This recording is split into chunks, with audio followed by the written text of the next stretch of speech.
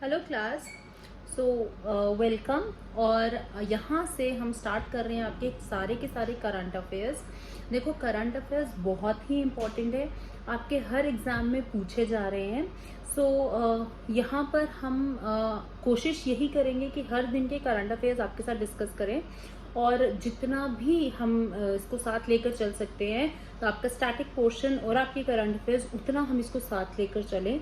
और आपका जो भी एग्जाम चल रहे हैं उसमें हर जगह पे जो है करंट अफेयर्स पूछे जा रहे हैं, और मैक्सिमम पोर्शन आपका करंट अफेयर्स से ही आ रहा है। तो यहाँ पर हम इसको स्किप नहीं कर सकते हैं, नो मैटर व्हाट। ठीक है, बढ़ते हैं पहले करंट अफेयर की। तो 30th मई है, 30th मई को आपके जो भी इम्पोर्टेंट करंट अफेयर्स हैं वो हम यहाँ पर डिस्कस करेंगे। पहला जो आपकी करंट अफेयर का जो भी चीज़ है वो हम बात कर रहे हैं आईएनएस गोमती का।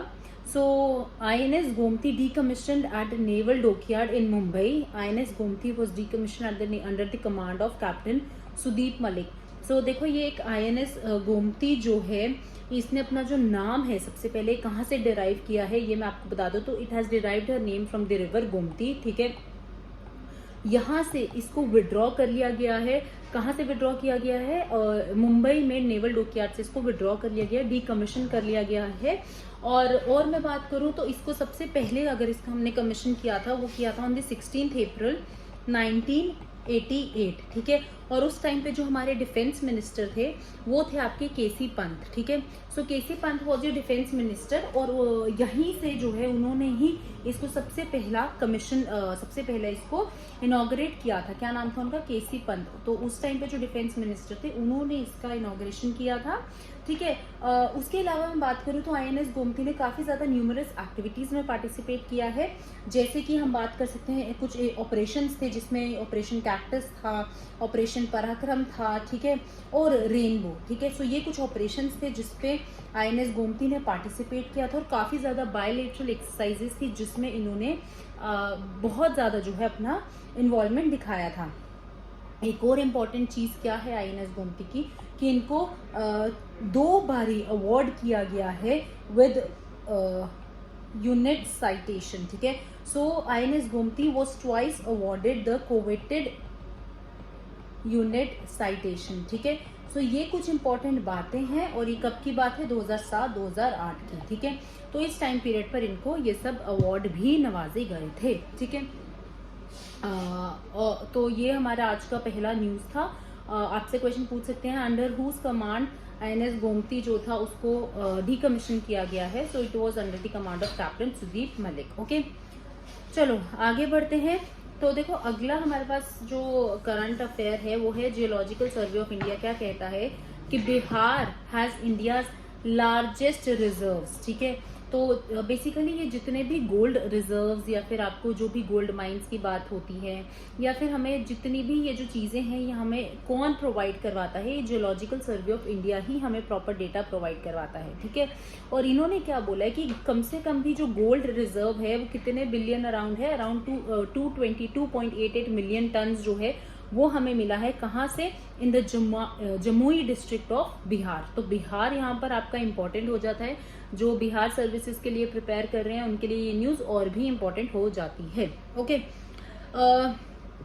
देखो, इसके अलावा हम और बात करें इसके बारे में, तो ये जो सर्वे है, जैसे मैंने आपको बताया, जियोलॉजिकल सर्वे ऑफ इंडिया ने स्टेट किया है कि इतना टन जो है गोल्ड का हमें कहाँ से मिला है? जमुई डिस्ट्रिक्ट ऑफ बिहार से। अब ये ज्योग्राफी का भी क्वेश्चन बन सकता है आपको, और साथ ही साथ मोस्टली आपका ज्योग्राफी का क्वेश्चन बन सकता है कि जमुई डिस्ट्रिक्ट कहाँ पर है। ठीक है, या बिहार से अगर कोई रिवर जा रही है या इस डिस्ट्रिक्ट से कोई रिवर जा रही है, वो चीज़ें आपके लिए इंपॉर्टेंट हो जाती हैं। और इनफैक्ट कोई हिस्टोरिकल पॉइंट ऑफ इसके इस जगह के रिलेटेड कुछ हिस्टोरिकल इम्पोर्टेंस है, वो चीज़ भी आपकी इम्पॉर्टेंट हो जाती है। ठीक है, सो इस तरीके की जो चीज़ें होती हैं आपने करंट को इस तरीके से स्टैटिक पोर्शन के साथ कवर करके पढ़ सकते हो। ओके, ठीक है, इसके बाद आगे चलते हैं। तो आगे हमने बात कर रहे हैं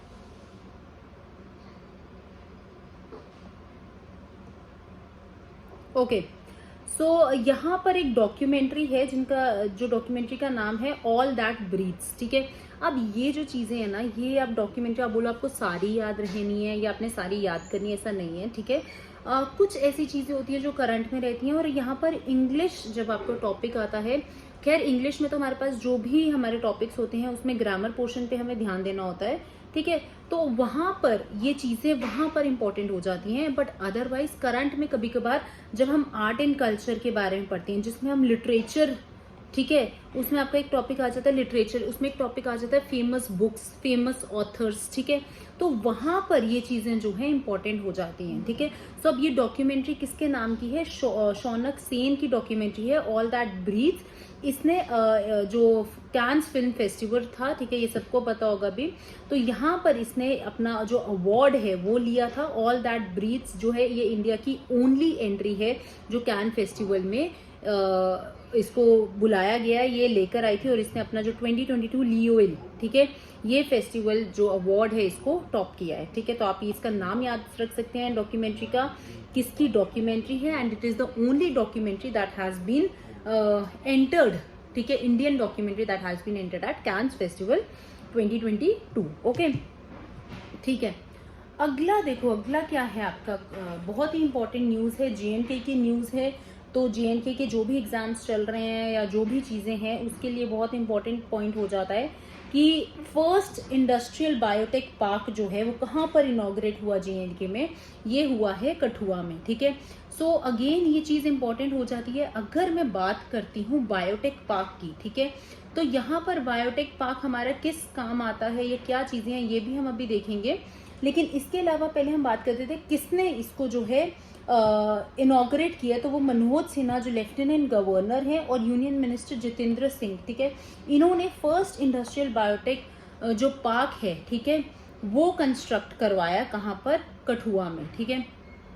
अब देखो जो बायोटेक्नोलॉजी पार्क है, ठीक है, ये किस लिए यूज होता है, ये क्यों हम इसको प्लांट करते हैं, इसका क्या फायदा है, ठीक है। तो हमारे, आपको पता है हमारे जेएंडके में ना बहुत सारी ऐसी वेकेंट स्पेसेस हैं, जगहें हैं, और ऐसी ऐसी जगहें हैं जहाँ पर अभी तक कोई भी आप बोलोगे डेवलपमेंट नहीं हुई, बट जोग्राफिकली वो लोकेशन बहुत इंपॉर्टेंट है। अगर हम कठुआ की बात करते हैं तो अगर हम जोग्राफिकली उसकी बात करें, बहुत प्राइम लोकेशन है, एरिया वाइज भी बहुत अच्छा है, वाटर फैसिलिटी अच्छी है, अगर आप प्लांट फैसिलिटी की बात करोगे वो अच्छा है, ठीक है। तो यहाँ पर इन्होंने यही लोकेशन चूज करी because of the geographical factors certainly. But इसके अलावा मैं बात करूँ कि हम बायोटेक्नोलॉजी पार्क जो है उस एरिया में डेवलप करते हैं जहाँ पर आपका लेबोरेटरी स्पेस जो है वो बन सकता है, ठीक है, जहाँ पर हम प्लांट फैसिलिटीज को अच्छी तरीके से जो है इनॉग्रेट कर सकते हैं, वहाँ पर उसको यूज कर सकते हैं, और इस तरीके की लेबोरेटरीज बना सकते हैं कि कोई भी हमें आगे की साइंटिफिक डेवलपमेंट करनी है तो हमें यहाँ से बाहर नहीं जाना पड़ेगा, बट बाहर के लोग इधर आकर और वो जो साइंटिफिक जो प्रोसेस है, ठीक है, जो हम यहाँ से शायद बाहर जाकर करेंगे या जो भी इन्वेंशंस हैं वो यहीं पर ही होंगी। सो सर्टेनली बहुत ही इंपॉर्टेंट स्टेप है। अगर हम आगे के 20 साल के बाद देखेंगे तो यहाँ का जो यूथ है, ठीक है, जेएनके के यूथ को बहुत फायदा होने वाला है इस चीज से, ठीक है। सो जितनी भी बेसिक फैसिलिटीज हैं वो यहाँ पर ही प्रोवाइड होंगी। जो एंटरप्रेन्योर्स हैं उनको अपना एक लाइफ को नर्चर करने का एक मौका मिलेगा, ठीक है। तो ये सारी जो चीजें हैं ये हमारे लिए इम्पोर्टेंट हो जाती हैं, और कठुआ डिस्ट्रिक्ट इंपॉर्टेंट हो जाता है आपके लिए जेएनके में। साथ ही साथ लेफ्टिनेंट गवर्नर किसने इनॉग्रेट किया, Manoj Sinha and union minister Jitendra Singh, okay. देखो ये बहुत ही एक मैं बोलूंगी कि ट्रैजिक न्यूज है जो हमें कल ही सुनने में आई थी। This Punjabi singer was shot dead, तो ठीक है।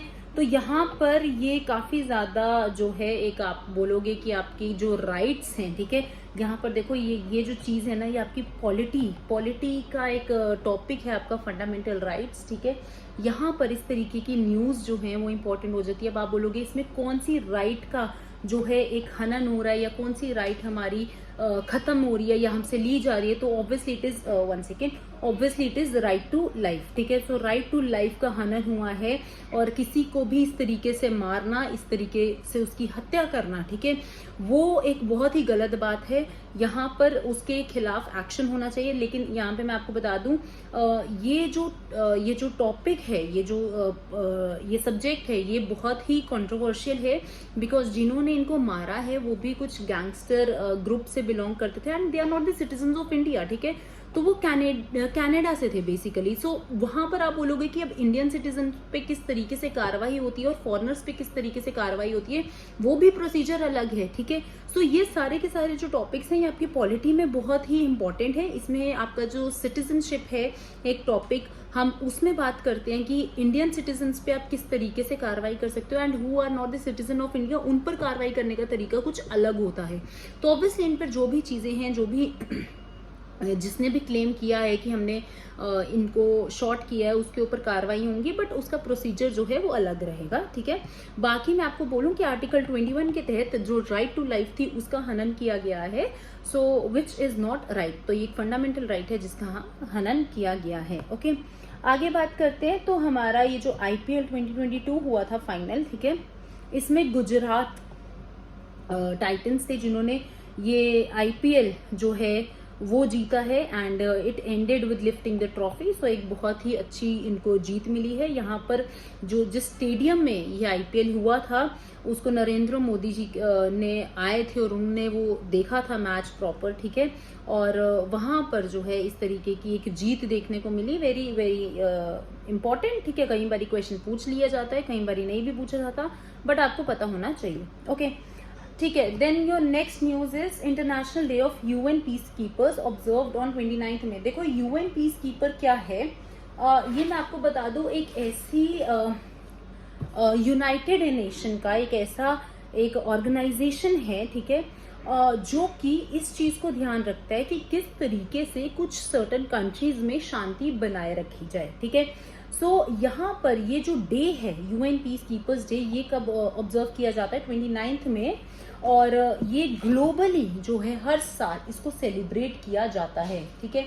तो यहाँ पर ये भी इम्पोर्टेंट है, वाई, बिकॉज आप देख रहे हो कि आगे पीछे कितनी ज़्यादा चीज़ें जो हैं वो ख़राब हो रही हैं, कितनी ज़्यादा जो भी अशांति फैली जा रही है। तो कुछ ऑर्गेनाइजेशंस ऐसी होती हैं जिनको सेट किया जाता है कि आपने देखना है कि यहाँ पर किस तरीके से शांति बनाए रखी जाए और किस तरीके से जो है आगे का प्रोसीजर जो है फॉलो किया जाए प्रॉपर एक अच्छे तरीके से।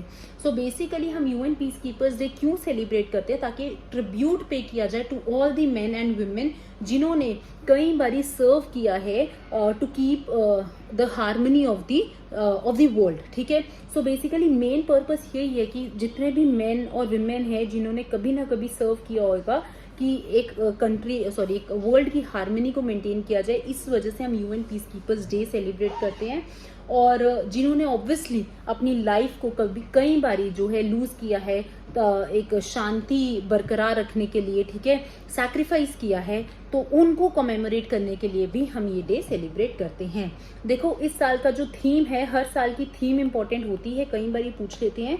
इस साल की जो थीम है UN पीस कीपर्स डे की, वो है people peace progress the power of partnership, ठीक है। सो आप मैं यहाँ पे लिख सकती हूँ people peace progress the power of partnership, ठीक है।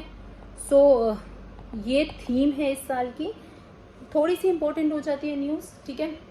ओके, नेक्स्ट न्यूज़ है आपकी, देखो 500 लिस्ट में आपका जो फॉर्च्यून 500 लिस्ट में एलॉन मस्क का जो नाम है वो टॉप पर आया है, ठीक है। वर्ल्ड्स रिचेस्ट मैन का जो दर्जा है वो उनको दिया है एलॉन मस्क को, और ये हाईएस्ट पेड CEO हैं, एक मल्टी बिलियनियर CEO हैं, किसके, टेस्ला के एंड SpaceX के, ठीक है। और इनका जो है वर्ल्ड्स रिचेस्ट मैन में जो है इनका नाम आया है, और ये कौन सी रिपोर्ट में, कौन सी लिस्ट में नाम आया है, फॉर्च्यून 500 लिस्ट में। अगेन आपसे कई बार इस तरीके की बेसिक और सिंपल चीजें पूछ लेते हैं, ओके, ठीक है।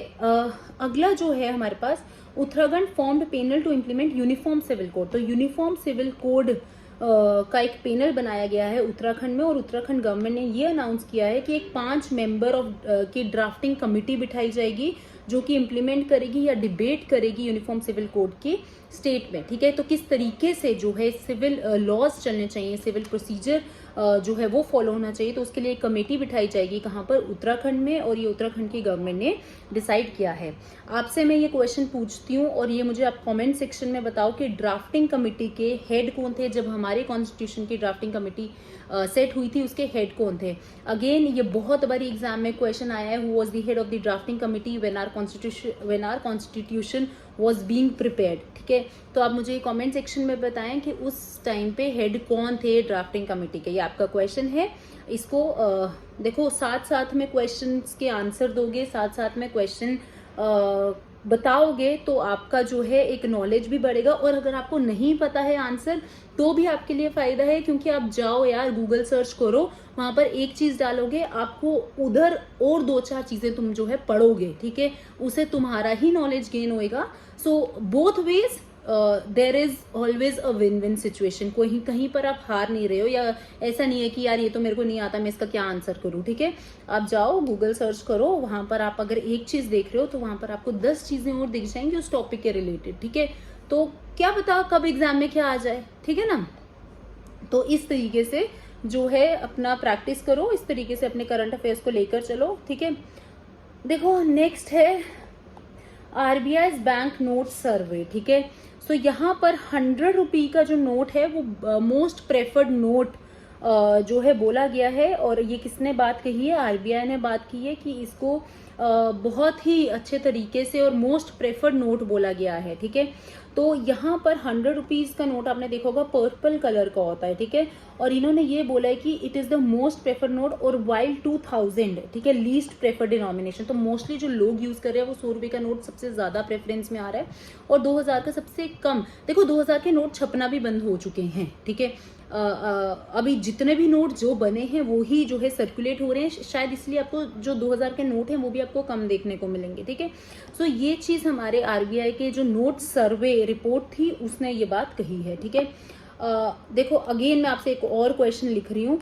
अब आप मुझे बताओगे हर नोट पर देखो कुछ ना कुछ बना है। जैसे मैं आपको बता देती हूँ 200 के नोट पर आपका सांची स्तूपा, ठीक है, उसकी पिक्चर जो है वो बनी हुई है, if I am not wrong, ठीक है। तो आप मुझे अभी सब नोट्स के नीचे कमेंट सेक्शन में लिख के बताओगे कि 100 रुपीज के नोट पर आपको क्या चीज देखने को मिलती है, ठीक है।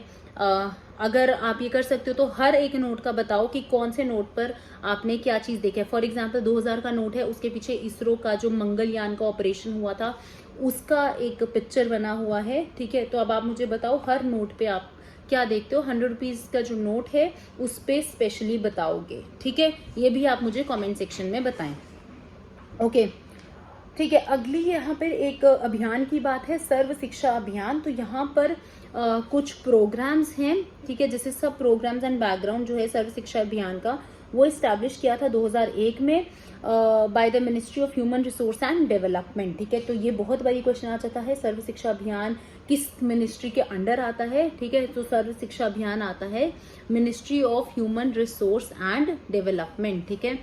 यहाँ पर आप एक और चीज समझ सकते हैं, 1 सेकेंड, ओके। सो ये किसने स्टार्ट किया था, सबसे पहले तो ये स्टार्ट किया था अटल बिहारी वाजपेयी जी ने, जो कि आपके फॉर्मर प्रेसिडेंट रहे थे। ये एक इंडियन गवर्नमेंट प्रोग्राम है, ठीक है, जो कि एम करता है कि किस तरीके से यार एलिमेंट्री एजुकेशन प्रोवाइड करवाई जाए। देखो एलिमेंट्री एजुकेशन राइट, ये राइट है, ठीक है, राइट टू एलिमेंट्री एजुकेशन ये आपका एक फंडामेंटल राइट है, ठीक है। Every citizen of the country has the right to get elementary education, और ये एक स्कीम है जिसका नाम है सर्व शिक्षा अभियान। इसके माध्यम से हर एक इंडियन जो सिटीजन है वो ये शिक्षा को जो है ले सकता है। और इस तरीके के प्रोग्राम्स जो हैं देखो गवर्नमेंट क्यों इनिशिएट करता है, बिकॉज ये एक फंडामेंटल राइट है हमारा, ठीक है। और हमारी फंडामेंटल राइट्स को कोई भी उसका हनन नहीं कर सकता, ठीक है। और अगर देखो एलिमेंट्री एजुकेशन क्या होती है, एलिमेंट्री एजुकेशन आपकी आ जाती है 5th टू या फिर हम बोल सकते हैं 1st to 8th, ठीक है। सो 1st to 8th क्लास तक के या नर्सरी टू 8th क्लास तक का जितना भी एजुकेशन है ये हर सिटीजन का राइट है, उसको मिलना चाहिए। और हमारी जो कंट्री है, गवर्नमेंट ऑफ इंडिया है, वो उसको प्रोवाइड करवाती है, ठीक है। देखो उसके आगे आप बोलोगे कि आगे की एजुकेशन क्यों नहीं करवाती, क्योंकि ऑब्वियसली एंड सर्टनली हमारे पास इतने रिसोर्सेज नहीं हैं कि हम इतनी ज़्यादा एजुकेशन कंट्री को प्रोवाइड करवा सकें, ठीक है। सो एलिमेंट्री एजुकेशन तक का ये प्रोसीजर है और ये आपको ध्यान रखना है, ठीक है। ओके और ये एक और चीज़ मैं बता दूं, ये 86th कॉन्स्टिट्यूशनल अमेंडमेंट एक्ट आया था जिसके तहत जो एलिमेंट्री एजुकेशन थी वो कंपलसरी करी गई थी to every citizen of the country. Okay ठीक है। अच्छा ये भी इम्पोर्टेंट न्यूज़ है कि आपके जो यूनियन मिनिस्टर हैं जितेंद्र सिंह, इन्होंने लेवेंडर फेस्टिवल को ऑर्गेनाइज करवाया है इंडिया में, ठीक है, for the first time. So lavender festival जो है इम्पॉर्टेंट हो जाता है। और ये क्यों इम्पोर्टेंट होता है, क्योंकि यहाँ पर हमने पहले भी एक वीडियो हमारी बनी हुई है पर्पल रेवोल्यूशन पे, ठीक है। सो लेवेंडर्स यहाँ पर ग्रो करवाए जाते हैं और ये कहाँ पर जो है इसको इनॉग्रेट करने की बात कही गई है, ये भदरवा डिस्ट्रिक्ट जो है जम्मू का, अगेन JNK की न्यूज़ है, इंपॉर्टेंट हो जाती है। सो भदरवा डिस्ट्रिक्ट है जम्मू का जहाँ पर इसको इनॉग्रेट करने की बात करी गई है। और यहाँ पर कहा जाता है कि ये जो स्टेट है, जो द डिस्ट्रिक्ट है, ठीक है, उसकी इकोनॉमी को एकदम से बूस्ट करेगा, because lavender is very useful. अगर मैं लेवेंडर की बात करूँ तो वो मेडिसिनल पर्पसेस के लिए बहुत यूजफुल है, ठीक है। वो आप उसके इत्र बनते हैं और उसके इत्र बहुत महंगे बिकते हैं, ठीक है, लेवेंडर के। तो उन पर्पसेस के लिए ऑब्वियसली एक इकोनॉमी को बहुत बूस्ट मिलेगा। और लेवेंडर, ये फर्स्ट लेवेंडर फेस्टिवल होएगा जो इंडिया में इनॉग्रेट किया गया, और कहाँ पर, जम्मू के भदरवा एरिया में, ठीक है। सो ये चीज़ें आपको पता होनी चाहिए। उसके अलावा हमने एक पर्पल रेवोल्यूशन की भी बात करी थी जो कि लेवेंडर से ही रिलेटेड है। ये भी हमारा वीडियो आपको हमारे ये जो चैनल है वहाँ पर दिख जाएगा पर्पल रेवोल्यूशन का, ठीक है। इसको भी एक बार आप जाके देखो, वो इसी के रिलेटेड है, ठीक है। तो अभी वापस से न्यूज़ में है, इसलिए पर्पल रेवोल्यूशन भी आपका इंपॉर्टेंट हो गया। उसके अलावा हमारे पास और भी कुछ रेवोल्यूशंस होते हैं, जैसे कि ग्रीन रेवोल्यूशन है, ब्लैक रेवोल्यूशन है, ठीक है, then we have blue revolution, ठीक है। सो ये सारे के सारे रेवोल्यूशंस और भी हैं जो कि इम्पॉर्टेंट होते हैं। ये हम फिर से कभी किसी क्लास में डिस्कस करूंगी मैं, कौन से रेवोल्यूशन किसके लिए जो है इंपॉर्टेंट है। फॉर एग्जांपल अगर मैं ब्लू रेवोल्यूशन बोलूं तो वो फिश प्रोडक्शन के लिए इंपॉर्टेंट है, ठीक है। अगर मैं ग्रीन रेवोल्यूशन बोलूं तो ये आपकी ग्रेन्स, फूड ग्रेन्स के लिए जो है, फूड ग्रेन प्रोडक्शन के लिए इंपॉर्टेंट है, ठीक है। सो ये कुछ और भी रेवोल्यूशंस हैं जो इंपॉर्टेंट हो जाते हैं। फिलहाल हम पर्पल रेवोल्यूशन की बात करें जो कि लेवेंडर को ग्रो करने में हमारा एक अच्छा योगदान हमें प्रोवाइड करवाता है, ठीक है। तो ये हमारा बहुत ही बढ़िया न्यूज़ था। JNK की हमने 2 न्यूज़ पढ़ी हैं यहाँ पर। आई होप आपको आज का करंट अफेयर हमारा अच्छा लगा हो। सो आज हम इतना ही रखते हैं, मिलते हैं आपको कल की क्लास में। अच्छा एक और बात मैं आपको बता दूं, हम आपका जो करंट अफेयर्स हैं वो एक दिन पहले का डिस्कस करेंगे। रीज़न बीइंग कि अगर आपका कल एग्जाम होएगा तो आपको उसी दिन का करंट अफेयर तो कोई नहीं पूछेगा, राइट। सो एक ये रीज़न भी है। दूसरा रीज़न ये भी है कि हमारा ये नहीं है कि हमें ख़त्म करना है। वी वांट कि आपको इस चीज़ का पता हो कि चल क्या रहा है और आप आराम आराम से पढ़ो, पर पढ़ो, ठीक है। तो धीरे धीरे एक दिन पहले का हम कवर करेंगे। आज ही जाकर ये वीडियो देखो और इसको आज ही पढ़ो, ठीक है। So thank you class. अगर आपको अच्छा लगा हो so please like, share, subscribe and comment to our YouTube channel. Thank you.